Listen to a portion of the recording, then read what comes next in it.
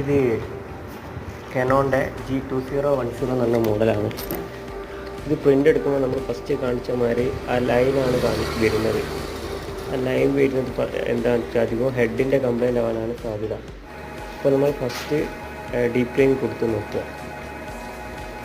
Head cleaning ചെയ്ത് അത് maintenance പോയിട്ടൊന്ന് cleaning കൊടുത്തതിന് ശേഷം നമ്മൾ ഒന്നുകൂടി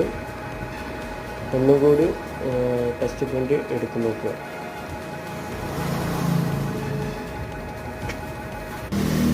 ഒന്നുകൂടി ടെസ്റ്റ് പ്രിൻ്റ് സെയിം ഇഷ്യൂ തന്നെയാണ് വരുന്നത്. അപ്പോൾ അതിൽ നോസിൽ ചെക്ക് ഒന്ന് പ്രിൻ്റ് എടുത്തിട്ട് അതിൽ ചെക്ക് ചെയ്ത് നോക്കുക. അപ്പോൾ അതിൽ ടോട്ടൽ പേജ് 25,000 സംതിങ് പേജ് അതിൽ പ്രിൻ്റ് എടുക്കുന്നുണ്ട്. അപ്പോൾ എന്തായാലും അതിൻ്റെ ഹെഡിൻ്റെ കംപ്ലൈൻ്റ് ആവാനാണ് സാധ്യത. അപ്പോൾ ഹെഡ് റീപ്ലേസ് ചെയ്താൽ മതി.